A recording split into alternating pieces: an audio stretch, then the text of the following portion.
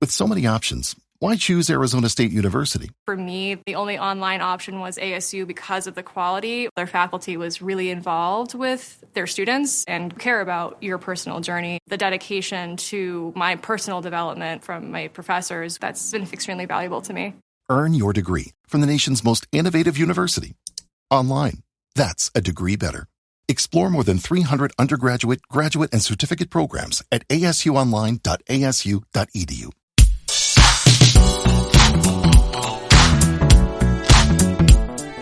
Estás escuchando Laboratorio de Juegos, tu podcast sobre la creación de juegos de mesa con Pablo Garayzar y Adrián Alba.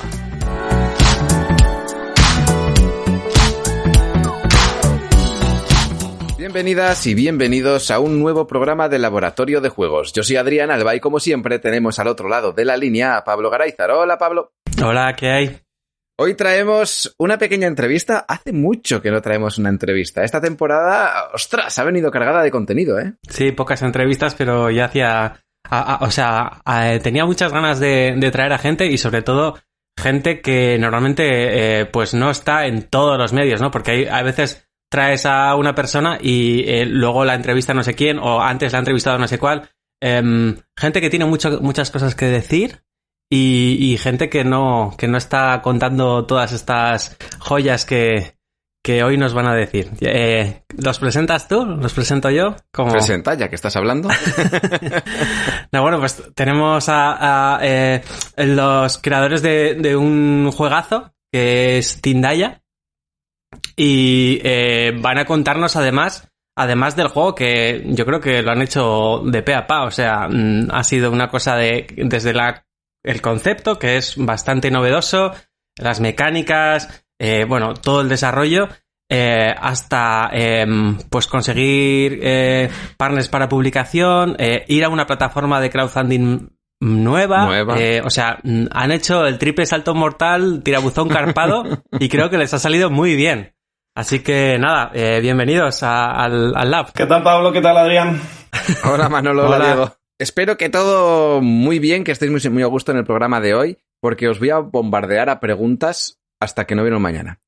Preguntas, igual no van preguntas, esto igual va luego más fluidito. Vale. Pero bueno, lo primero que hay que decir de este juego, antes de dejaros hablar, es que ha llegado a la campaña con un tema que hablábamos en el último programa. Tenía mucho run run. Es un juego que se ha escuchado mucho, que todo el mundo creo que lo conoce, o mucha gente lo conoce ya, incluso antes de que se lanzara la campaña, meses antes, ya se sabía que iba a salir, que tenía partners, que estaba diseñado y que enseguida estaría disponible, o bien la campaña, y con esa certeza de que iba a ser financiado, después llegar a las tiendas, espero, y entiendo que será así. Lo primero que quería preguntaros era, pues casi lo que preguntamos a todo el mundo, aunque esta entrevista no va a ser tan típica como otras, pero sí que nos habléis un poquito del juego para aquellas personas que no lo conocen. Vale, pues Tindaya es una aventura de supervivencia, es un euro, diría durete.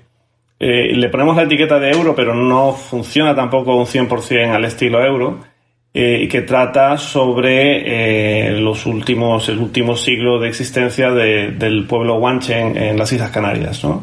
Y su desaparición tras la invasión de los conquistadores. Es un tema donde se intenta representar lo que es el conflicto real y la vida de estos pobladores y un poco sus creencias, ¿no? Esta gente de alguna manera justificaba todo lo desconocido con sus dioses, con sus ritos, etcétera. Sus mitos y todas esas cosas. Así que es un juego donde la temática tiene una carga muy, muy importante, y de hecho yo siempre digo que en Tindaya es la temática la que nos ha ido determinando qué mecánicas utilizar, ¿no? Así que es en 3 pinceladas de eso va el juego. Un juego muy temático, importante. ¿Son los guanches antes de que viniéramos los godos? ¿O cómo es? Precisamente la llegada. La llegada. Sí. Sí. Cuando se lía, justo cuando llegamos los godos. Bueno, yo no llegué, así que no tengo nada que ver con eso, pero los peninsulares. Bueno, de hecho la historia habla de conquista de toda Europa, no solamente españoles. Los primeros fueron normandos. Los primeros fueron normandos, pero también, de todo. Cada isla la guerra duró 100 años, la conquista duró 100 años y cada isla tuvo una historia diferente. Lo que pasa es que nosotros en el juego unificamos todas esas historias y esas culturas en una sola para que tenga un poco de... que ayude un poco a lo que estamos intentando hacer, ¿no? No podemos ser 100% literales con la historia. ¿No? Yo tuve el honor de poder jugar el juego. Una ronda de las 4 creo que eran en total, o 3. 3, ¿no? 3 rondas. Y bueno, me pareció una pasada lo bien que estaba hilado todo. Un juego con mecánica de gestión de recursos, con movimiento de peones por el tablero, de expansión de mapa. Bueno, el mapa se va cambiando en cada sitio. Tienes que hacer un pequeño control de territorios, recolección de recursos. No llega a ser un 4X, porque al final pues no tienes exploración real o no hay tanto combate como para poder llamarlo 4X. Pero si le han llamado al Side 4X, pues bueno, esto se queda cerca, ¿no? No me quiero entretener tampoco con detalles del juego, ya que queremos hablar de otro tipo de cosas. Y bueno, lo primero que me gustaría que nos comentarais es, pues, ¿qué habéis hecho para poder darle visibilidad al juego? Porque como bien hemos dicho, es un juego que antes de que llegara la campaña, os habéis movido por ferias, la gente lo conocía, teníais un producto de aspecto llamativo, cuanto menos. Y bueno, pues ¿qué pasos habéis dado para ir dando a conocer poco a poco este juego? Para nosotros la clave ha sido darle tiempo a la promoción, darle mucho tiempo.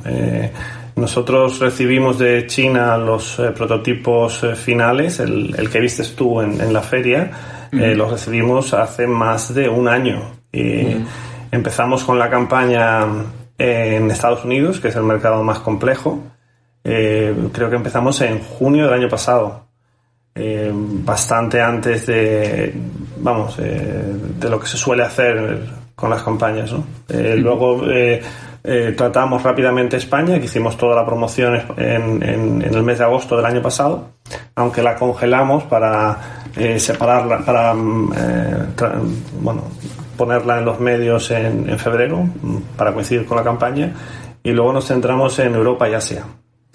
Cada mercado requiere su tiempo. El más complejo fue Estados Unidos, pero el mercado europeo también tienes que darle sus meses de trabajo, ¿no?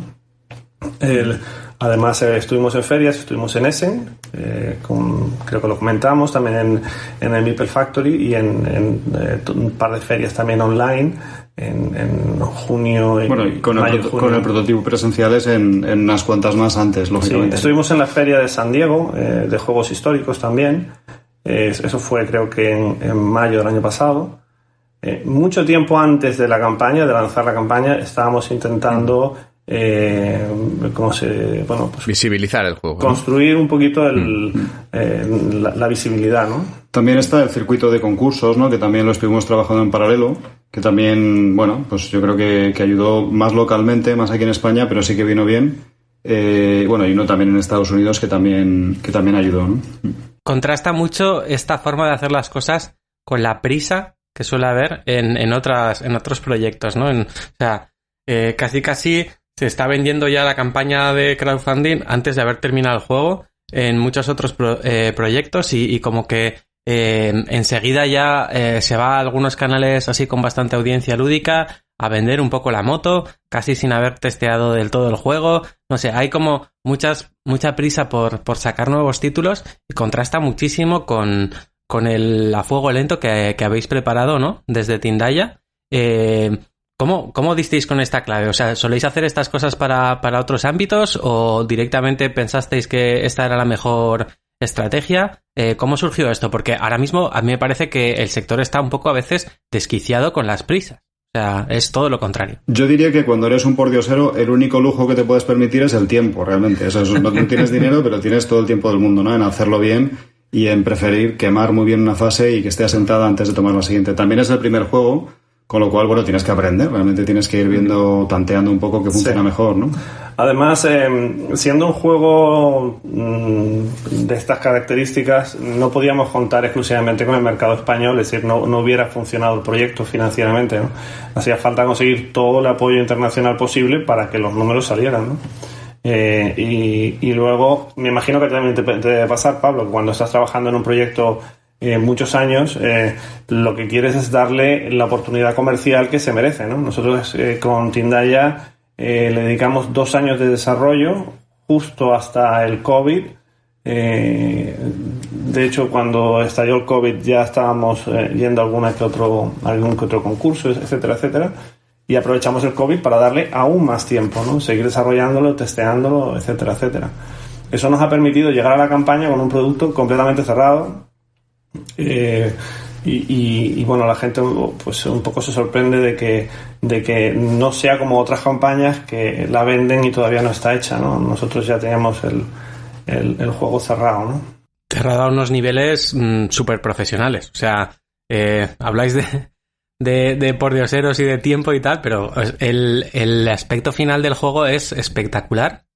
Las mecánicas ya he dicho, Adrián, que están muy bien hiladas y que tienen una profundidad muy grande, pero es que a nivel visual también es flipante. Entonces, es eso, destaca por encima de muchos otros proyectos que se han cocido no tan a fuego lento, pero que es que además habéis mimado cada detalle, ¿no? Ha sido un trabajo de, bueno, no solamente le vamos a dar tiempo para la parte más de comunicación y marketing, que eso sí que hay que trabajarlo, esta comunidad que habéis ido creando, y es muy interesante esto que acabáis de decir, de que no nos valía solamente con el mercado español, así que hay que ir a hacer pues mucha más comunidad, mucho más grande, mucha más visibilidad, y hay que pelearse ya en las grandes ligas, como quien dice, ¿no? Entonces no puedes ir de cualquier manera.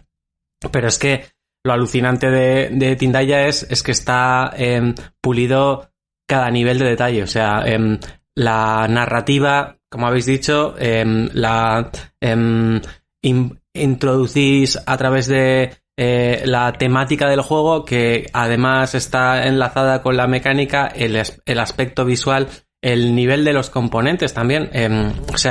Todo eso también lleva mucho tiempo. Supongo que una vez que ya tenéis muchas de las cosas cerradas, tenéis que mandar a fabricar unos cuantos prototipos para poder mandarlos a sitios y tal. Ahí también os habéis cuidado muy mucho de que el aspecto final de cada una de las cosas tenga pues una calidad top. Entonces, todo eso a mí me contrasta muchísimo con esta supuesta amateurismo o primerismo, o sea, que sois como muy primerizos, decís, pero joder, es un pepino de ópera prima entrando por la puerta grande, vamos. ¿Cómo habéis ido aprendiendo todo esto? ¿Ensayo-error? ¿Habéis hablado mucho con otra gente que ha hecho cosas parecidas? ¿Cómo se hace todo tan bien a la primera, básicamente? Para empezar, venimos del sector editorial de libros de texto, ¿no? Aunque el mundo de los juegos de mesa no tiene nada que ver con los libros de texto, sí que lo que son los aspectos de producción son similares, ¿no? Y luego, como dices tú, nos hemos tenido que formar. Nosotros queríamos montar una editorial de juegos de mesa y lo primero que hay que hacer es formarse. Yo creo que no me he escuchado los 96 programas que habéis grabado, pero te diría como 50, seguro que sí, ¿no?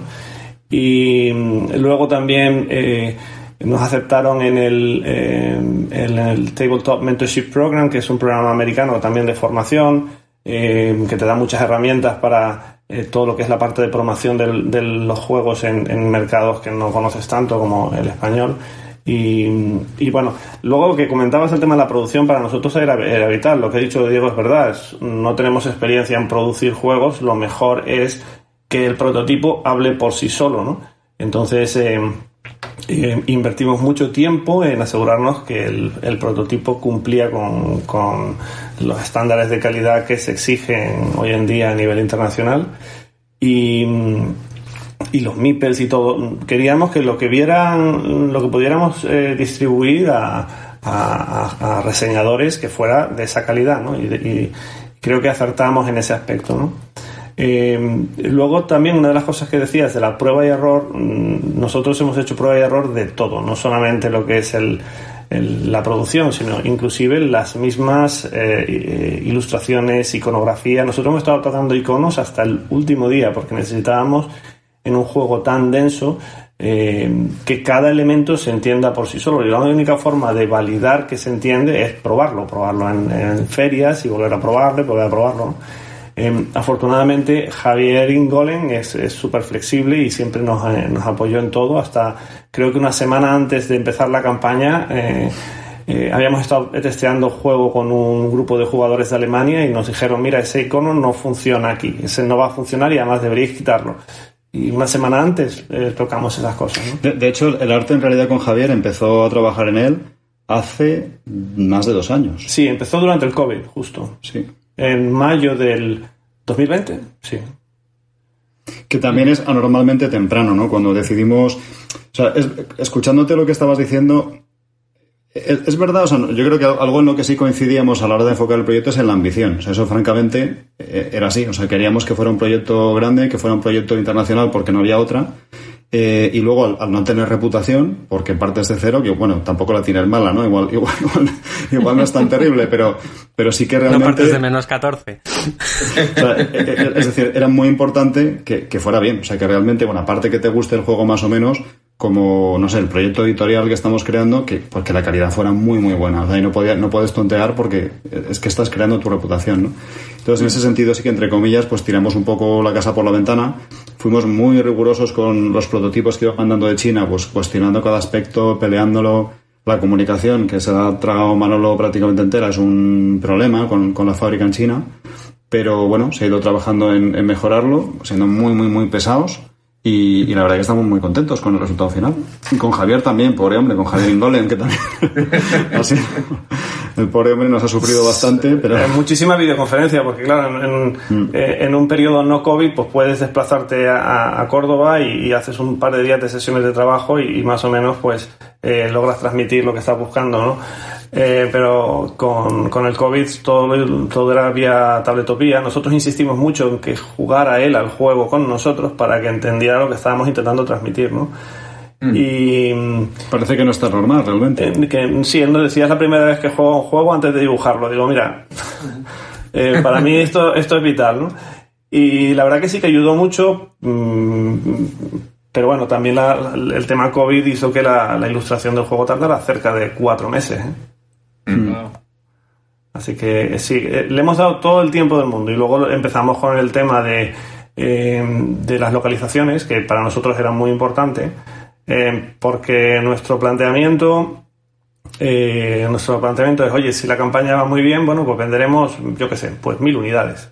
Nos poníamos esa cifra en la cabeza, pero a nosotros vender 1000 unidades no nos parecía que para el esfuerzo no tenía el alcance que podía tener, ¿no? Y sin embargo, por Kickstarter o tal, ese era el alcance al que podíamos esperar, ¿no? Entonces, la forma de conseguir que el juego llegara a todo el mundo es asociarte con todos los partners posibles en los sitios estratégicos, convencerles, que no es nada fácil, y así poco a poco fue creciendo el interés por el proyecto y la verdad que estamos contentísimos. No esperamos nunca que consiguiéramos al final, ¿cuánto fueron? 10 localizaciones y 11 idiomas. Sí, bueno, habíamos cerrado ya Rusia, que por motivos evidentes se cayó, sí. Y aparte de esa otras 10, efectivamente. Wow. Vaya. Una buena cantidad de partners, sí. Incluido en España, Maldito Games, ¿no? Sí.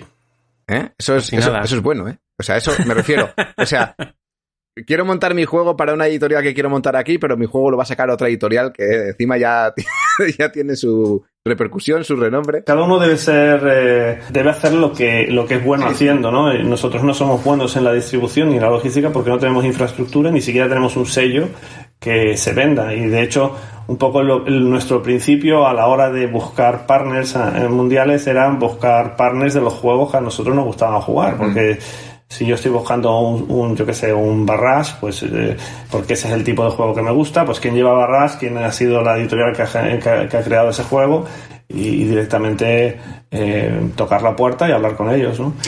Y en España, evidentemente, Maldito, que es la editorial que hace euros y más euros, y creo que tengo por aquí detrás un montón de ellos. Lo cierto es que en el caso de Maldito sí que hablamos muchísimo nosotros de si queríamos, el resto de países era evidente, ¿no? Pero en España sí que nos planteábamos pues hacerlo nosotros o no hacerlo nosotros, ¿no? Y yo creo que esto es un caso, pues no sé, como un padre que vives en un pueblecito y tienes que mandar a los hijos a estudiar fuera porque son lo mejor para ellos, ¿no? O sea, es decir, realmente tú dices, oye, pues igual aquí en el pueblo pues podemos organizarnos y tal, pero no es lo mejor para tus hijos, ¿no? Entonces, por duro que sea o por, no sé, como aunque resulte un poco extraño, la verdad es que nos parecía que lo mejor para Tindaya era esta opción. Y estamos muy contentos, ¿eh? Creemos que es la decisión, aunque nos está un poco extraña. Yo creo que ellos también, ¿no? Porque es un caso un poco peculiar. Yo no sé si... Yo creo que es la primera vez que hacen algo así con editor español, un editor internacional español, con nosotros. Pero yo creo que sí, yo creo que es la decisión correcta. Estamos contentos. Al final, para la editorial de Maldito no deja de ser una transición igual o incluso más sencilla que pudiera tener con el extranjero, porque encima ya te comunicas directamente en el idioma que entienden las demás partes. Nadie tiene que cambiar el idioma. Estaba ya traducido, claro. Claro, y está ya traducido y está preparado. Me gusta muchísimo todo lo que estáis contando porque es como... ¿Cómo decirlo? O sea... Mandar a tomar por saco todas las cosas que hemos ido contando. No, todo lo contrario. O sea, todo lo que yo creo que he ido reivindicando en el programa es como que está en ese juego, ¿no? El hecho de haz llegar las copias de prensa, hazlas llegar bien, no mandes cosas que no vienen a cuento, busca bien los detalles de tu juego, no tengas la prisa de sacarlo. Y todos los detalles que están contando, o sea, son como reafirmar cosas que se han contado, que luego no sé si la gente las hace, pero por lo menos están contadas. Luego, por otro lado, a mí me parece una maravillosa idea y creo que todo el mundo no, que debería haber más gente que hiciera eso, que es lo que habéis hecho, ¿no? El crear un producto y decir, yo como editorial de juegos de mesa quizás no tengo el alcance, no tengo el movimiento que le puedo dar, pero una vez que yo tengo el producto voy a intentar que alguien sepa moverlo o sepa manejarlo. Eso es algo que no pasa solamente en el ámbito de los juegos de mesa, yo lo veo en más sitios y es como que lo echo en falta, ¿no? Es porque la gente siempre quiere hacer todo por su cuenta, pero nunca cuenta con otra persona que realmente tiene ese conocimiento y puede hacerlo, ¿no? Nadie te va a quitar nada. Es como el miedo ese, no sé si es solamente en nuestro país, que hay como un miedo a perder lo que has creado, como si te fueran a robar o así. Y me encanta que hagáis esto porque me parece un movimiento muy bueno y yo creo que para el juego va a ser todavía más, teniendo en cuenta que a la hora de llegar a la campaña que habéis hecho en GameFound y demás, el sello de Maldito para la gente que se quiera meter es un plus porque va a llevar fidelidad o va a llevar confianza por parte de la gente, y lo mismo con el resto de partners en el resto del mundo. La verdad que los partners, que un partner tipo Maldito o Cranio Creations en Italia les guste el juego lo suficiente como para embarcarse a sacar la edición en España o en Italia, le da credibilidad al proyecto. Y honestamente nos ha abierto muchas más puertas de las que pensábamos, ¿no? Cranio Creations y Maldito fueron las primeras licencias que firmamos y luego se produjo una especie como de efecto dominó. Así que ir a esos mercados claves y con esos partners claves es muy, muy interesante. Sobre todo con un tipo de juego como el vuestro que se mueve en el mundo de los Eurogames, que ya sabemos que es el nicho de mercado quizás de los más pequeños que hay en los juegos de mesa, que cuesta más sacarlo, y sobre todo en España. Sí tenemos casos de que ahora cada vez tenemos más euros y van teniendo más repercusión en todo el mundo, pero siempre ha sido como la tarea pendiente, o es lo que ahora donde estamos entrando ahora, ¿no? Como que cuesta arrancar en ese ámbito, teniendo en cuenta que la base de gente que juega en este país, pues en su mayoría no es de juegos de gestión, es más bien de parties y familiares. Hablando de los partners, ya habéis dado un poco unas pinceladas de cómo poneros en contactos con partners, pero me gustaría profundizar un poquito ahí, si queréis. ¿Cómo hacéis los primeros pasos para decir, vamos a contactar con esta editorial, esta otra? Si en un país, por ejemplo, habéis intentado contactar con varias y alguna pues os ha rechazado, o qué cosas que consideráis que son las más importantes a la hora de hacer este movimiento de ir a otro país a intentar pues licenciar este producto? Pues mira, el principal, la forma en que hicimos nosotros la licencia tenía que ver mucho con la cantidad de unidades disponibles que teníamos del juego. Probablemente si sacamos un segundo Tindaya o otro juego, el que sea en el futuro, intentaremos hacer unas tiradas mayores de los prototipos, porque eso te condiciona muchísimo las localizaciones. ¿A qué me refiero? Nosotros sacamos 15 unidades del juego a nivel mundial. Entonces estás, por un lado, haciendo lo que es la promoción. La promoción es en Estados Unidos el Man vs. Meeple, en los que sean, ¿no? En España, pues otros cuantos, en Europa, pues repartidos los juegos. O sea, es que al menos 10 de los 15 prototipos los tienes preparándote en la promoción. Y eso te deja disponible pues 5 unidades para ir mandando a los localizadores. Y los localizadores generalmente exigen ver el juego. Si una cosa es que tú le vendas la moto, pero además de venderle la moto, quieren ver la moto. Y quieren ver que la moto funciona, ¿no? Por ejemplo, en el caso de Cráneo estuvo jugando a Tindaya casi 3 meses. Y mientras están jugando, esa unidad del prototipo está congelada con Cráneo, ¿no? Entonces casi teníamos que ir cerrando mercado a mercado porque no teníamos más copias disponibles. Entonces nos centramos en los mercados así más importantes, que era para nosotros Italia, España, Alemania, Francia. Dejamos una copia en Estados Unidos para las localizaciones y luego, una vez que se iban cerrando estos mercados, se nos habilitaban nuevas copias para poder distribuir a otros mercados. El aprendizaje de este ejercicio, la próxima vez pues no me quedo con 15, pues haré 30. Hay que hacer 30, sí. Y ya está. Es que, de hecho, recuerdo que hubo una editorial europea que las editoriales, bueno, o sea, tampoco puedes meterles prisa si les estás vendiendo una moto, ¿no? Y decirles, venga, dámelo ya y piénsatelo, corre, ¿no? Pero hubo una que, por ejemplo, nos dijeron que ellos no devolvían prototipos, que eran como muy desastrosos, que no tenían infraestructura para eso y que los tiraban. Dijimos, pues adiós, muy buenas. Es que tenemos 4 para enseñárselas a medio mundo, 4 o 5, no podemos perder una y no preguntéis qué editorial porque os cortaríais las venas. Me podría hacer una idea. Pero bueno, o sea, dentro de las claves, yo diría, la primera, básicamente, es mucho morro. Realmente, o sea, francamente es así. O sea, no es que tuviéramos ningún contacto especial ni nada. O sea, los contactos iniciales con Maldito, con Cráneo, fueron completamente a puerta fría. Es que fue así, vamos, con A ver, bien es verdad que nosotros cuando llegamos a Maldito y a Cráneo Creations, el juego ya tenía 3 premios o nominaciones por ahí. Había sido nominado para los Zenobia Awards. Es decir, tenía algo de ruido, pero ese ruido no es suficiente como para que una persona te coja el juego, una editorial te coja el juego, ¿no? Luego el juego tienes que mandarlo, tienes que jugarlo. Muchas veces exigen que lo juegues con ellos online. Entonces yo, por ejemplo, con Cráneo hice 4 partidas online, pero además ellos se pasaron 3 meses probándolo antes de decidir ir adelante, ¿no? Y esto lo tienes que hacer con todos los mercados. Por eso es una de las cosas que yo recomiendo siempre. Es decir, no esperéis a la campaña para empezar a firmar localizaciones, porque entonces vas a hacer una mala campaña. No vas a poderle dedicar el tiempo necesario para la localización a esta gente, ¿no? Por eso nosotros empezamos la campaña con todas las localizaciones, excepto Polonia, que la hicimos después de la campaña.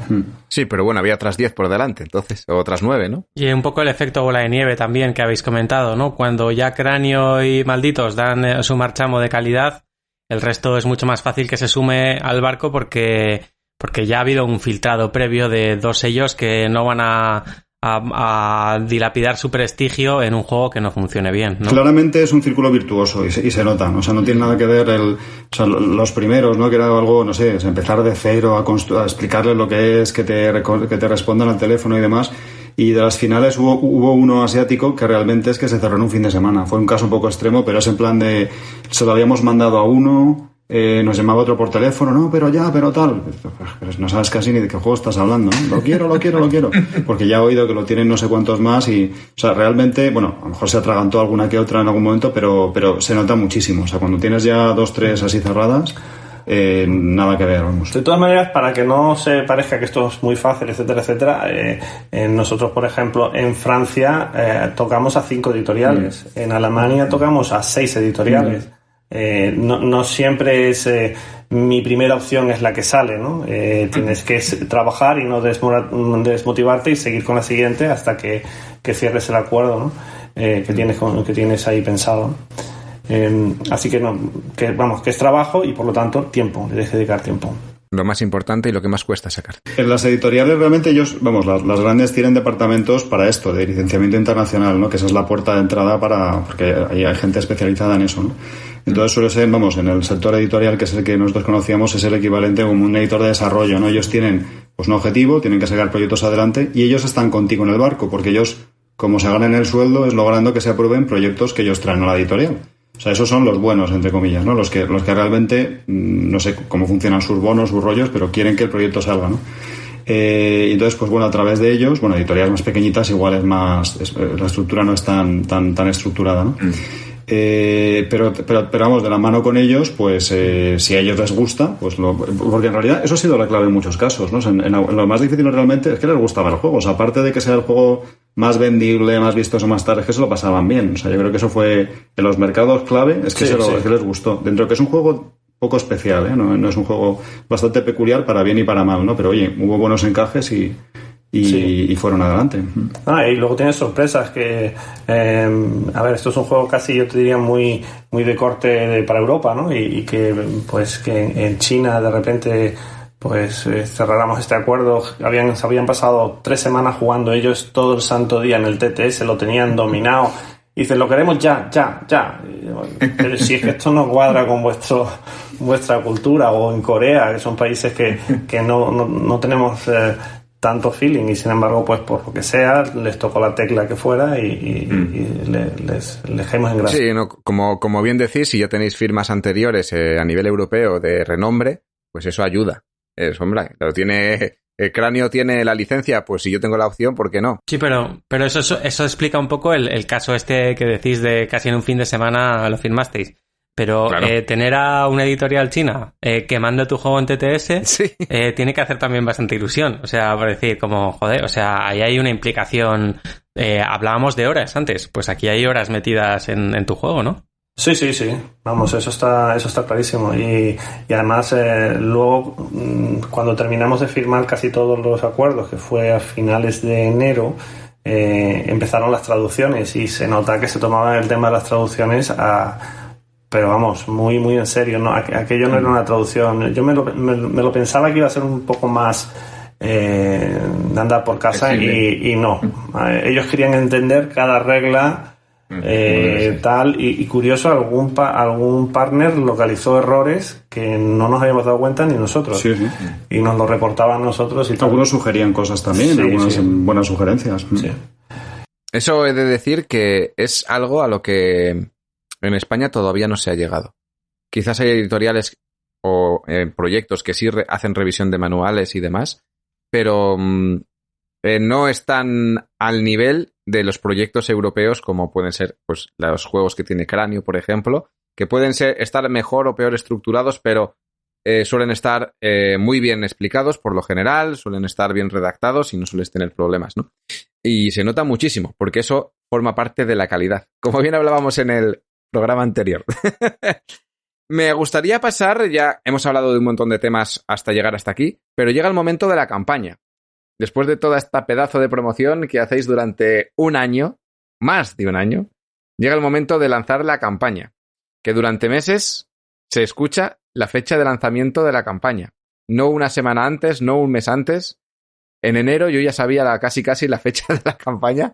¿Cuándo iba a ser? Eso es otra cosa que a mí me resultó bastante interesante y que creo que deberíamos hacer más a menudo en los proyectos españoles, ¿no? Nosotros abrimos la campaña en Essen del año pasado. En Essen teníamos nuestro stand y al lado del stand teníamos la página web informando de la apertura de la campaña, el día, ya se podía empezar la pre-campaña a seguir el proyecto, y eso es casi 4-5 meses antes de el lanzamiento. Eso significa que cuando nosotros hemos empezado... 4, o sea, de mediados de octubre a mediados de febrero, 4 meses antes. Cuando empezamos la campaña teníamos 7.500 seguidores, y eso se consigue nuevamente con tiempo. En Essen todo el mundo que pasaba se llevaba nuestra tarjeta con el acceso a la campaña y funcionó. Es decir, en Essen yo creo que fueron 1000. O sea, yo diría que empezamos con 0, ¿no? Acabamos de abrir la campaña el día antes. Y al acabar nos fuimos con 1000. O sea, hubo 1000 seguidores solo por tener un stand y que te viera la gente, sacar la foto del QR y ponerse a seguir. Y eso, claro, ya te da un buen arranque. Misma cosa, un círculo virtuoso, ¿no? Cuando ves una campaña que tiene 1000, pues más gente la mira, misma historia. Sí, hay una cosa que nos comentaba muchísima gente durante la preparación de la campaña y era... nos decían, en Essen no vendáis, no abráis la campaña con Essen porque hay demasiada competencia, ¿no? Y claro, bueno, pues vale, pues no abrimos la campaña con Essen, pero es que perder la oportunidad de dar a conocer el juego en Essen es que eso es una pena, ¿no? Entonces, en vez de abrir la campaña de Kickstarter o de GameFound, lo que hicimos fue abrir la pre-campaña, ¿no? Para que la gente empezara a conocer el proyecto, ¿no? Y yo creo que funciona muy bien. De hecho, con los resultados de la campaña, el porcentaje de backers que tenemos en Alemania es sorprendente. La cosa es que lo de Essen, lo normal es que vayas a Essen con stand a ganar dinero, ¿no? A vender juegos y a ganar dinero. Nosotros, claro, nuestro planteamiento era completamente al revés, era perderlo, o sea, era un stand publicitario. No teníamos nada que vender. Una inversión a largo plazo, ¿no? Sí, así lo vimos. Sí, hombre, allí conocimos a muchos de los localizadores que luego, con los que luego firmamos, los conocimos ahí. Sí, lo probaron 150 personas, muchísimos youtubers, tal, de todas partes que estaban por allí, pues todos promociones, así lo vimos. Sí, de nuevo, a paciencia. De hecho, en realidad, como el juego llevaba tanto ilustrado, forzando la máquina, podíamos haber estado para venderlo allí. Dijimos, no, todo el tiempo del mundo, vamos a usarlo para promocionar, con calma y paciencia. Y era curioso, el primer día, cuando estábamos haciendo las sesiones de juego y tal, que mucha gente venía, ¿qué te debo para, si lo quiero comprar, dame el dinero que me lo llevo? No, si todavía no existe, pero si hay ayuno, lo quiero, pero es que es un prototipo, da igual, lo quiero. Están muy acostumbrados a comprar a lo loco, la verdad que les extrañaba bastante. Bueno, eso me ha pasado a mí incluso en ferias aquí en España, ¿eh? De ir con el prototipo y dice, esto lo quiero ya, ¿dónde lo puedo comprar? Dámelo ya. Y me llevo ese, dame una copia hecha por ti a mano. Y yo, ay, no. No va a pasar. Eso está muy bien, porque te levanta el ánimo, como muchísimo. Teniendo varias plataformas a las que os pudierais meter, vamos a decir que varias estaban descartadas teniendo en cuenta que ya queríais el mercado internacional, muy bien buscado. Tenéis, sobre todo las más grandes ahora mismo, Kickstarter, GameFound. Hay otras, pero están más localizadas en otros países, más que quizás en el grueso de Europa y España. ¿Cómo decidisteis en qué plataforma lanzar vuestro juego? Bueno, la primera cosa a decir, yo creo, es sobre Berkami, porque el juego había ganado el premio del público del Berkami DAO y tenía campaña gratis en Berkami. O sea, realmente, de hecho, llegó a estar abierto la pre-campaña en Berkami. O sea, lo primero fue la decisión de no hacerlo en Berkami, que fue una decisión muy dura, porque francamente habíamos estado trabajando con PA, que la verdad es que era una primera acción muy evidente, pero era imposible. O sea, Berkami realmente, claro, habría que hacer como una doble campaña, ¿no? En Berkami y aparte, pues en una internacional. Y esto, pues claro, nos lo planteamos seriamente, ¿no? Pero nos pareció que iba a ser desinflar las dos, ¿no? Que mejor era meter todos los huevos en la misma cesta y la decisión acabó siendo Kickstarter GameFound. Sí. Y luego sobre por qué Kickstarter y por qué o entre Kickstarter y GameFound, pues mira, yo estuve hablando con la gente de GameFound, que son bastante amables. Primero tienen un equipo. Cuando tú entras a hacer la campaña con ellos, teníamos a 4 personas, una que llevaba marketing, otra que llevaba financiero, es decir, 4 personas que son como tus asesores y que te van a ir guiando a lo largo del proyecto. Entonces, como GameFound estaba todavía en beta, ellos vieron el proyecto, les gustó y dijeron, sí, esto nos puede funcionar aunque estemos en beta y estamos encantados de que tal. Y yo, mientras tanto, había escrito a Kickstarter a ver si pues me daban un poquito de feedback o me decían por dónde ir. Y básicamente nadie respondió.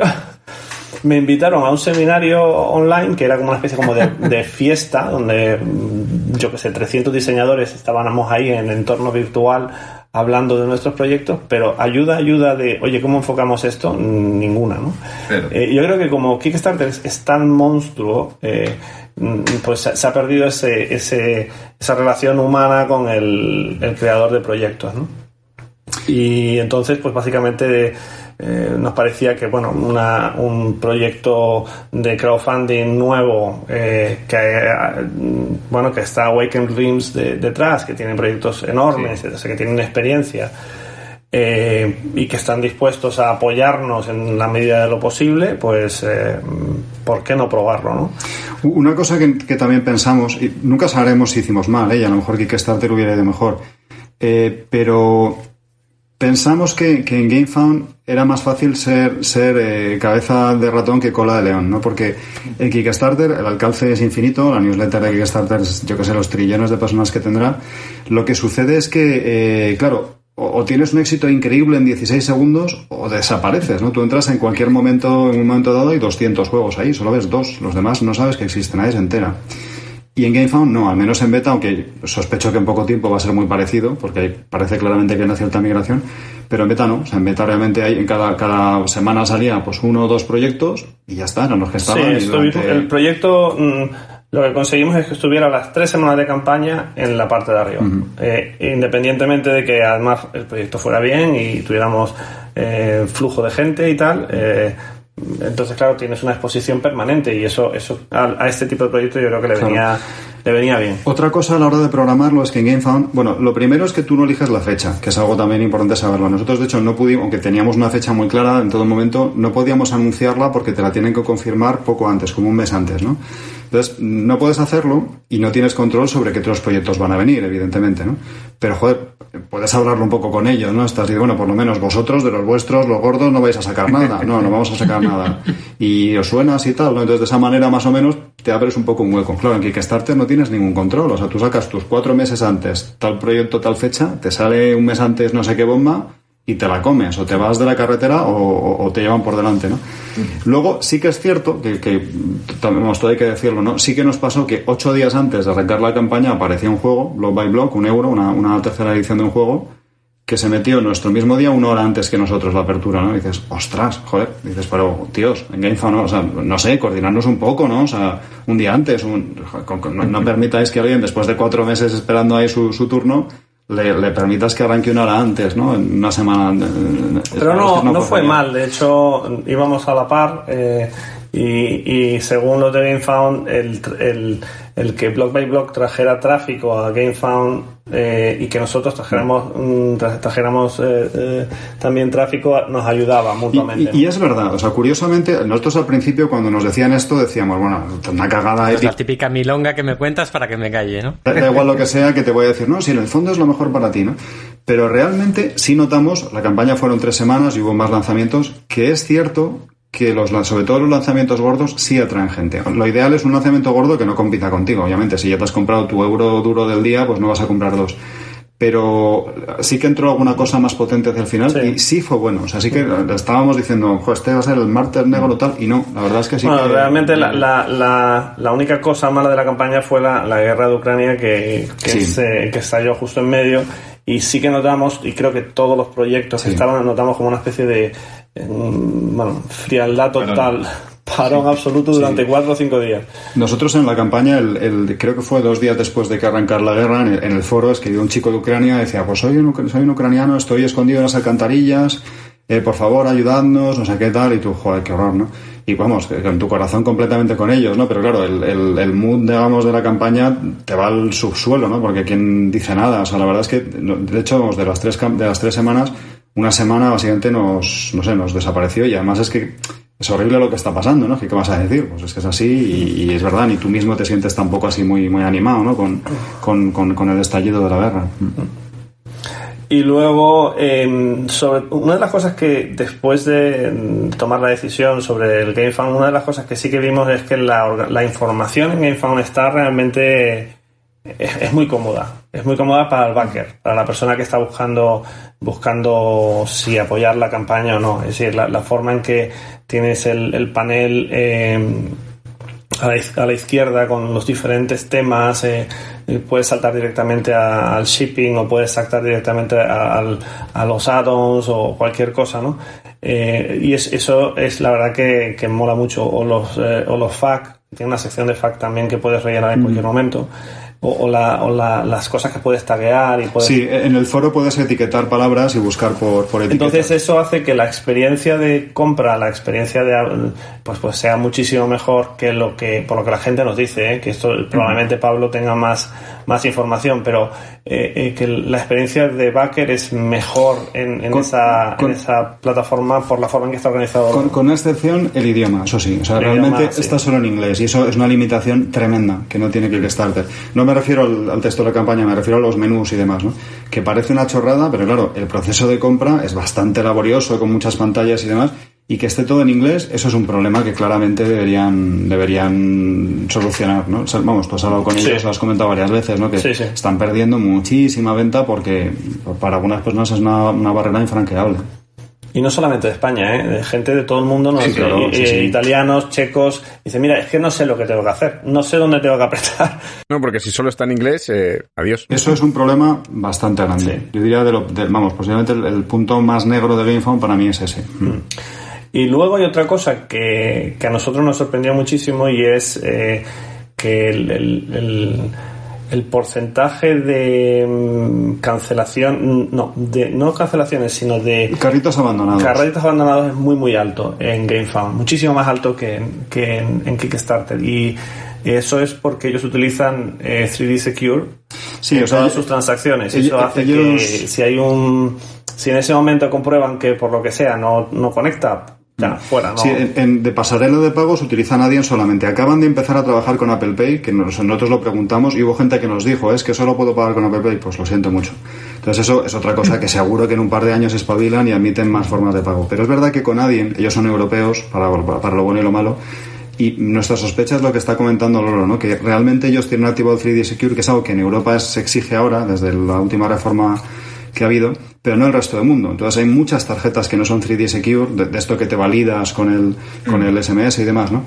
Y claro, pensamos lo mismo, o sea, creemos que hubo gran cantidad de carritos abandonados, mucho más de lo normal, porque fuera de Europa eso no es nada normal, esas medidas. Yo creo que, ellos no quieren problemas de impagos, tal y cual, y tú en Adyen, que yo he trabajado con ello, tú estableces... Tú dices tu nivel de exigencia de antifraude, tú lo pones, ¿no? Y dices, pues lo pongo en el 4, en el 5. Yo creo que ellos lo tienen, en el 27, ¿no? Y eso es un nivel de carritos incompletos del 28%. No estamos hablando de un 1 o 2%. Sí. Un 28% de gente que ha apretado, ha seleccionado el producto, ha seleccionado el idioma, ha hecho todos los procesos para pagar y no ha pagado. Y algo pasa. Algo pasa, ¿no?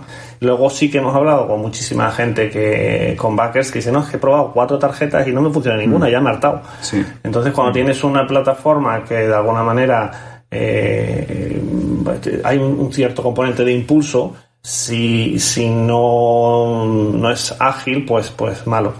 La contrapartida es que una vez terminada la campaña creo que impagos muy poco. Yo creo que ni un 1%. Sí, muy poco. Nada. Que creo 20 personas en total me parece que impagaron. Yo creo que Pablo quizá tenga más información, pero por lo que nos dicen en Kickstarter ni hay ese número de carritos abandonados ni hay tan pocos impagos, ¿no? Sí, totalmente. O sea, es Kickstarter, yo creo que traga casi con cualquier cosa. Y luego a mí me ha pasado una cosa muy curiosa, que es que, cuando termina la campaña hay una semana para que se hagan todos los cobros efectivos, y ahí pues ves que hay gente que no puede hacer su cobro, les avisas, algunos son porque van fatal de saldo y van al día, casi como quien dice, y eso se puede resolver más o menos pronto, pero hay otros que no ven la manera, que les pasa un poco parecido a lo que comentabais, pues porque pues la pasarela de pago de Kickstarter al principio, durante la campaña, sí que parece aceptar cualquier cosa, pero luego cuando se hace el cobro como tal, no tanto. Pero lo que me ha pasado es que acepta tanto cualquier cosa que a algunos backers les he podido cobrar, y luego cuando me han escrito, muy poquitos, para arrepentirse y decir, oye, ya sé que es un problema para ti, pero me gustaría salirme de la campaña habiendo pagado y todo, porque es que pues me acaban de echar del trabajo y necesito recortar. Vale, no te preocupes, yo te devuelvo el dinero. Intento devolverle el dinero y es imposible. Lo único que estoy haciendo es apretar un botón de devolver, que es básicamente que Kickstarter te haga el pago inverso. A la misma tarjeta, mismo todo, mismo tal, y no se puede. Y yo, joder, pues es que lo voy a intentar de otra manera y dame otra tarjeta y así. Y me ha pasado 3 veces, que ha sido muy difícil devolver el dinero. Entonces no sé qué mecanismo tiene Kickstarter para recibir el dinero con una alegría que no tiene la misma alegría para devolverlo. Me parece una buena política de empresa, pero a mí me genera mucha frustración para decir, joder, o sea, es que yo quiero devolverte el dinero porque sé que no vas a ser un backer feliz, que cuando te llegue mi juego realmente no lo querías, ¿no? Y es bastante curioso eso. Luego, otras cosas que habéis comentado de Kickstarter, pues eso, todo lo que... Bueno, y de GameFound, todo lo que suponga fricción en el pago es un problema gordo, o sea, es un problema grave y bueno, de hecho es que lo entienden de maravilla cualquier empresa que se dedica a la venta online. O sea, Amazon, por ejemplo, es la antifricción de venta. Compra con un clic y ya te lo cobraré a la tarjeta por defecto, te lo enviaré a donde sea, tal, pero quiero que haya impulsos, ¿no? Que es un poco de lo que también habéis comentado, van muchas campañas de Kickstarter y por eso cuando hay otro pelotazo funcionando en un sector diferente en la misma plataforma también lo que habéis dicho, ¿no? Te ayuda porque dices, bueno, ahora que estoy súper contento porque acabo de comprarme mi juego de miniaturas súper guapo, no sé qué tal, vamos a ver qué hay por aquí también. No, mira, €1. Pues me lo miro un poco y venga, para adelante también, que estoy a tope. Y claro, si de repente la propia plataforma te empieza a poner peguitas para pagar y tal, eso es algo que eso es algo que tienen que mejorar. Tienen que pulirlo, sí. Yo estuve hablando con ellos, la verdad que aceptan muy bien el feedback de porgueseros como nosotros, así que muy bien. Y porgueseros con 2.000 backers, ¿sabes? Y la verdad que sí, que están estudiándolo y de hecho, bueno, ya como dice Diego, han empezado a aceptar otros medios de pago, pero sí que es una diferencia, por lo que nos dice todo el mundo, muy importante entre una plataforma y otra. Otra duda que tenía yo, Pablo, para ver cómo es la diferencia, son las cancelaciones. ¿Qué nivel de cancelaciones tenías durante la campaña? Bastante grande, dependiendo de... Ahí sí que me influía mucho otros lanzamientos. O sea, yo he estado en la franja de los 15-20 euros de juego de PvP y entonces, claro, pues yo que sé, salía un Tiny Epic no sé qué y me jodía vivo. Porque no competíamos en tipo de juego, ni en temática, ni en nada, pero sí en marco conceptual de voy a dejar 20 euros en este juego. Entonces, de repente alguien venía y te cancelaba, ¿no? Entonces, en ese valle peligroso que suele tener toda campaña, que son las semanas del medio, empiezas muy fuerte y terminas muy fuerte, pero por el medio pasan cosas, pues sí que tenía a veces niveles de cancelación que esto que os han contado vosotros de que no, que haya más gente os viene bien. Bueno, os viene bien, como me ha gustado mucho lo que ha dicho Diego, de siendo cabeza de ratón, ¿no? O sea, siendo pues que algo que muchas veces también se comenta de Berkami, ¿no? Vete a Berkami porque la competencia interna es mucho menor y ahí pues vas a poder destacar, ¿no? En Kickstarter es a saco todos, o sea, es el día de las rebajas, todo el mundo va hay mucha gente, pero igual en tu marca ni la huelen porque ahí está todo de rebajas, ¿no? Y entonces el tema de que surgieran juegos que en la economía mental de los backers supusieran una competencia con tu juego, pues les hacía salirse rápidamente. O sea, yo creo que la gente tenía un presupuesto, no sé si mensual o bimensual o de algún tipo, y sí que entraban y salían con bastante alegría.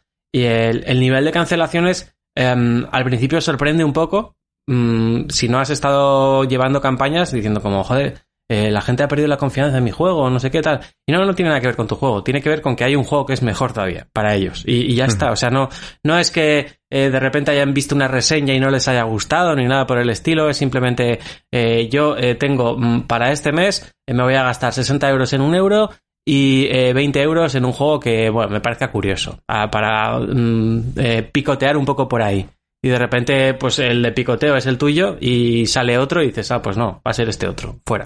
Entonces, en vuestro caso es muy diferente, yo creo, porque vuestro juego ya es un juego en el que te implicas mucho más a la hora de comprar. Tuvimos muchas también, ¿eh? Nosotros teníamos total desconocimiento, ¿no? Entonces los primeros 3 días nada, y de repente el cuarto día igual entraron 3 cancelaciones y nosotros, ¿qué está pasando? Un poco abajo. 3 cancelaciones, ¿qué estamos haciendo mal? Entonces llamamos a los de GameFound, se echaban a reír, decían, bueno, es que no tienen ni idea de dónde va a llegar esto. Y claro, es así, o sea, realmente en la parte central de la campaña tú igual dices, hoy he hecho 2.000 euros. No, tienes que ver lo que has vendido y lo que te han devuelto, porque hay que estudiar las dos variables muy separadamente. Tenemos unos cuadros por ahí en una pizarra, tal, entendiéndolo, porque es así, o sea, estás luchando cada día, tienes que compensar las cancelaciones del día y crecer por encima de eso, ¿no? Esto es una cosa que aprendimos en Tindaya y que probablemente en el futuro lo ponemos ahí en la pizarra como esto hay que hacerlo, y es seguir calentando la campaña durante el tiempo que dure la campaña. Nosotros habíamos pensado liberar todo el contenido antes de la campaña o el mismo día de la campaña, y no es necesario. Es decir, hay una cierta inercia, tienes todos los 7.000 seguidores, pero lo que sí que es vital es que en mitad de la campaña tengas ese tipo, 2 o 3 acciones que mantengan la campaña viva 2 semanas más, ¿no? Nosotros tuvimos la suerte, que no estaba programado ni nada, que la copia esa que había dejado en Estados Unidos y me había olvidado de ella, acabó en manos de Quackalope, que le gustó, hizo una reseña gratuita y que dio la casualidad que cayó en medio de la campaña y fue, mano de santos. De repente llega algo inesperado, algún toque y se reactiva la campaña otra vez, ¿no? Y eso es algo que no teníamos planificado y que en el futuro habrá que hacer, ¿no? Fue un golpe de suerte. De hecho, el chico le habías mandado el juego hacía meses, no teníamos ni la menor esperanza de que hablara de él. No nos dijo nada y de repente sacó una reseña que decía que era el sucesor espiritual del Spirit Island, ¿no? Que a mí no me encanta la expresión y yo creo que genera una expectativa que es imposible que el juego llene, y además es que no se parece en nada, pero joder, como titular, madre mía, qué titular, ¿no? Entonces, fue de Estados Unidos se notaba, fue brutal realmente. La segunda semana vivimos de aquel review. Sí, eso es una cosa que en la planificación de cualquier futuro proyecto tendremos eso, en medio de la golpes golpes de efecto para repartir, sí. para mantener eso vivo, ¿no? Sí, a mí me pasó lo mismo con mis campañas. Yo tiré de Shataka, que es una web que no tiene que ver con los juegos de mesa, pero que tiene mucho público cercano a pues las cosas frikis y las cosas de tecnología y tal. Y los usé como reseñadores para salirme un poco también de foco, ¿no? De no estar solamente con reseñas de juegos de mesa y pues pescar en otros caladeros, ¿no? Lo que ocurrió con Arqueras de Nantes es que en cuanto salió en Shataka, que quedaba todavía como 10 días de campaña, despegó de una manera salvaje, ¿no? Y dices como, joder, vaya golpe de efecto, casi sin haberlo, pues como os ha pasado a vosotros, ¿no? Casi sin haberlo planificado ni nada por el estilo. Bueno, pues con Novel Run ya sí que lo planificamos y dijimos, venga, vamos a trabajar también a esta gente porque pues parece que funcionan muy bien. Y se lo mandamos, hicieron una reseña bastante... no os terminó de encantar el enfoque, pero aún así también funcionó bastante bien. O sea, que incluso una vez que ya sabes que esos golpes de efecto hacen falta, y no solamente los últimos días de campaña, sino precisamente en el valle donde no pasan cosas, incluso aunque no salga del todo bien ese golpe de efecto, cualquier cosa es mejor que la apatía o la falta de movimiento en la campaña como tal, ¿no? Entonces eso es súper importante y yo creo que haber tenido esa suerte de haberlo vivido os va a servir para que eso no se os olvide nunca. Sí, evidentemente. Es todo aprendizaje. De hecho, para nosotros estos 3 años sacando Tiendaña ha sido un máster. Hemos aprendido a hacer esto, hemos tocado todas las teclas, desde lo que es la creación de un prototipo, la producción, llevarlo a concursos, el camino internacional, las licencias, la campaña, y en todo hemos ido aprendiendo, nos hemos ido pegando leches y aprendiendo y nueva leche y volver a aprender, pero bueno, la verdad que ahora estamos muy satisfechos y estamos con la última parte, que es el martirio de la distribución, ¿no? estamos contentos en general. Lo bueno es que vais con muchos partners, ¿no? Ahí ¿esos van a quitar algo de trabajo o no? Algunos partners van a asumir lo que es la parte logística y de distribución. Por ejemplo, en el caso de España va a llevarlo todo Maldito, y eso te quita ciertas dificultades, pero lo bueno de un proyecto internacional es que vas a conseguir gente de todas partes, pero lo malo es que vas a conseguir gente en lugares insospechados. Tenemos un backer en Reunión, estamos todavía con el intentando averiguar cómo diablos se hace llegar agua a la isla de Reunión. Todavía no lo sabemos. Tenemos ¿qué sitios así exóticos? Vamos, en todas partes, en Papúa Nueva Guinea, yo qué sé, es tremendo. Pero Reunión, al parecer, logísticamente es la mayor pesadilla que puede haber. Nos sale más barato traerle al hombre aquí a España, invitarle a una paella y que se vaya con el juego, vamos.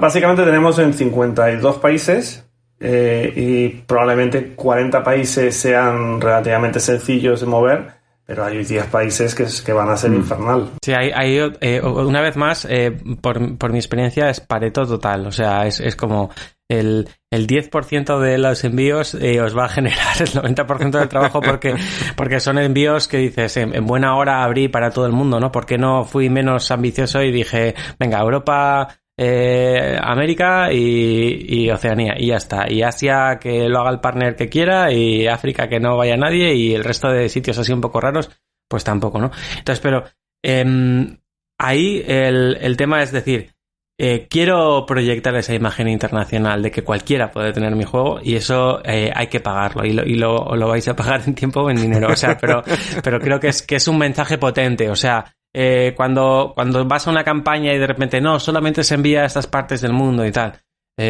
pues es una cosa. Y luego a mí me ha pasado de decir, estoy haciendo envíos en donde estoy ganando 0 euros, o sea, porque todo el margen se me está yendo en envíos y tal, y aún así los quiero hacer porque quiero que mi juego esté ahí y porque no sé qué es lo que va a florecer con unas cuantas copias de mi juego allí. Y por ejemplo, pues eso, en países que dices, en Arabia Saudí, en sitios que te va a costar un montón llegar de cualquier otra forma, que haya unas poquitas copias, yo creo que puede generar también pues nuevas oportunidades, ¿no? Lo mismo que os pasaba, que de repente pues mandáis una copia, la dais por perdida y de repente florece algo ahí.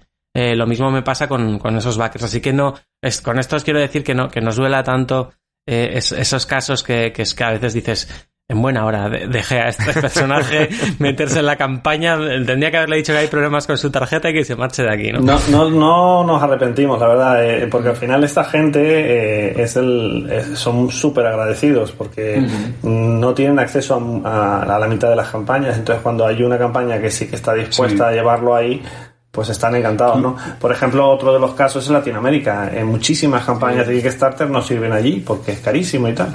Y pues nosotros por la naturaleza del juego y tal, queríamos que estuviera disponible, y aunque tenemos, pues yo qué sé, pues tenemos 25 unidades en toda Latinoamérica, pero vamos a servirlo. Ellos escuchamos en un podcast donde estaban probándolo y tal y cual, y había un chileno, un argentino, un mexicano, y no recuerdo de qué país era el otro, no sé si un peruano, y contaban lo que les hubiera costado comprarlo en cada país. Y en Chile yo creo que eran como 200 y pico dólares. Tienen un arancel de un 100%. Y bueno, y unos gastos de envío completamente, son como 50 y tantos euros. O sea, era tremendo, es tremendo los pobres. Pero si a ellos les cuesta 200 pavos, ¿por qué no voy a hacer yo el esfuerzo de mandárselo? Sí, nosotros intentamos jugarlo eso, como todo, vamos, a nuestro favor, ¿no? En los updates, que nos trabajamos mucho los updates de la campaña, hicimos un mapa mundi, marcando todos los 50 países que había en aquel momento, ¿no? Y al chico de Reunión le decíamos, oye, si estás por ahí, saluda. Y el hombre, hola, estoy aquí. Así que, casualmente lo leyó ese update y respondió y tal, estuvo muy gracioso. Ahí sí que os quiero recomendar una empresa que no funciona súper bien, pero que sí es bastante asequible para envíos súper raros, ¿vale? Que se llama Ascendia. No sé si la conocéis. Pues es una empresa que lo que hace, yo creo que es aprovechar viajes que tiene para otro tipo de envíos logísticos, y entonces te da precios bastante razonables. Lo que no te da son plazos bastante razonables, ¿vale? Entonces, es como, ¿quieres que te lo mande a reunión? Vale, te va a costar, pues yo qué sé, 20 euros. Y dices, joder, qué guay. Dices, ya, pero igual llega en de 1 a 3 meses, ¿vale? Entonces, pues para algunos sitios así un poco complicados, si no has cobrado lo que tenías que cobrar para llegar hasta ahí, pues está esta otra versión, ¿vale? Que es una forma de enviarlos en la que ya os digo que tiene toda la pinta de que es, bueno, vas a ir en los huecos que haya en el avión cuando haya. Y si no hay huecos en el avión durante 3 semanas, pues llegará con 4, con 5, con 8 o con los que sean, ¿no? Y lo que ocurre es que muchas veces esta gente que está en sitios muy alejados de las rutas comerciales, vamos a decirlo así, pues está bastante acostumbrada a esto. O sea, que con que le llegue el juego ya lo flipan. No la conocíamos y la verdad que sí que le vamos a dar un toque para... Vale, darle una vuelta porque igual las cifras de... O sea, los periodos, los intervalos de tiempo que os estoy dando son demasiado grandes, ¿no? Pero que no es la típica... Te lo pongo en 7 días o menos en donde quieras. No, esto tarda un poco más, pero los precios caen significativamente, ¿vale? Entonces, bueno, pues es una opción más low cost y bastante dilatada en el tiempo, pero a veces igual tiene sentido empezar mandando unas cuantas cosas por aquí antes de mandárselas al resto de backers para compensar un poco, ¿no? El retraso que te va a meter esto claro. con lo otro, para que no se genere esa sensación tan desagradable de que a algunos backers les ha llegado ya y a otros no. Tomamos nota. Para los casos perdidos, vamos, suena muy bien. Así, un programa en el que todo el mundo aprende, eso es perfecto. Sí. Eso es lo bueno de estos programas, ¿no? Por mi parte, creo que hemos tratado todos los temas. Seguro que si empezamos a divagar y metemos en temas concretos, seguro que picoteamos más cosas. Pero creo que el programa ha quedado redondo, con un montón de información, con un montón de puntos de vista. Lo primero, agradeceros muchísimo todo lo que nos habéis contado, porque encima, o sea, da gusto cuando no tengo casi ni que preguntaros y ya vais ya vais contando sin tener que ir tirando de la lengua, ¿no? Por mi parte nada más. Pablo, no sé si quieres decir alguna última cosa. Nada, me subo a los agradecimientes, he aprendido un montón, creo que sois unos valientes de la leche, o sea, porque os habéis metido en todos los charcos y habéis salido limpios.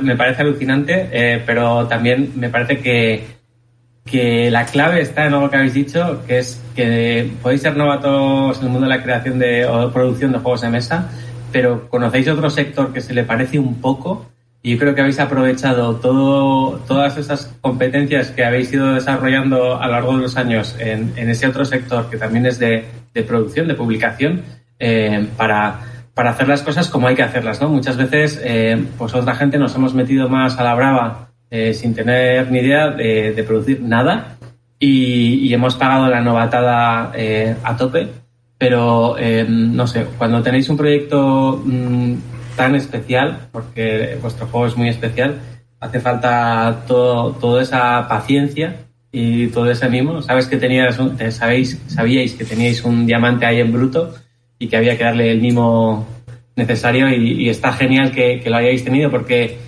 o sea, que habéis tenido esa paciencia, porque no teniéndola, igual pues sí que hubieseis sacado unas cuantas copias en Berkami, el juego habría pasado desapercibido en algunas tiendas, en otras no, y os quedaríais con la sensación de decir, ¿he triunfado o no he triunfado? ¿Qué ha pasado aquí, no? Y me ha gustado muchísimo eso, que haya gente que tenga la sensatez y el criterio suficiente como para decirnos, es un juego donde hay mucho invertido y vamos a hacer las cosas despacito y con buena letra, ¿no? Entonces, en ese sentido, que hayáis hecho eso me parece súper revelador. Es decir, se pueden hacer las cosas a fuego lento y se puede hacer las cosas bien, y como bien decía Adrián, que le habéis dado la razón en algunas cosas que decían, y luego que vengáis a contarlo, porque claro, a mí me parece que ha sido muy atípico todo eso, pero desde el primer momento, antes de venir a contarlo aquí al podcast de Viva Voz, en el canal de Telegram habéis estado comentando cosas y súper abiertos a a explicar cualquier cosa. No sé, eso es muy de agradecer, sobre todo por todo el trabajo que os ha costado aprender todo esto, ¿no? Entonces, divulgar, pues es una gozada. Este sentimiento de comunidad que generáis, ¿no? De decir, mira, yo me he pegado durante 3 años en 1000 batallas y te voy a decir las claves para que a ti no te pase. Es un regalo que nos hacéis. No, la verdad que ya os lo comentaba antes, en mi proceso de aprendizaje, nuestro proceso de aprendizaje de los últimos 3 años, el haber podido escuchar muchísimos de vuestros programas con gente que ha pasado por este tipo de procesos ha sido instrumental en conseguir que no cometiéramos los mismos errores, ¿no? Y me parece que lo sabio es seguir compartiendo con vosotros, igual que vosotros nos habéis ayudado a sacar esto adelante, ¿no? Y lo que decía en el canal de Telegram, cualquier duda, cualquier pregunta, no os cortéis. Aquí llevamos 3 años trabajando en esto, tenemos que aprender muchísimo más, pero todo lo que hemos aprendido estamos para compartirlo, ¿no? Para que sea más fácil para los siguientes creadores. Pues Manolo, Diego, un verdadero placer teneros por aquí y espero que todo siga yendo muy bien. Deseamos lo mejor para el juego. A la audiencia, nos despedimos aquí y nos vemos la semana que viene en lo que podría ser el último capítulo de la temporada de Laboratorio de Juegos. Hasta luego. Hasta luego. Puedes seguirnos en las redes sociales, Instagram y Twitter, laboratorio_POD. También puedes escucharnos en YouTube, iVoox, Spotify y Google Podcast, Laboratorio de Juegos.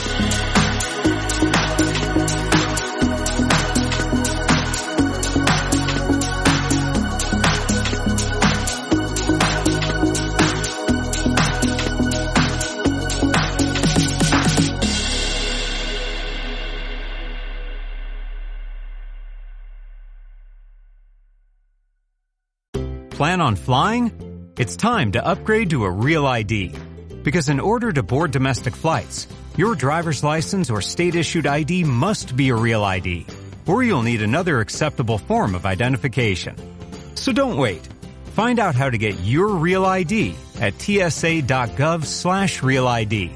That's tsa.gov/RealID, or visit your local DMV.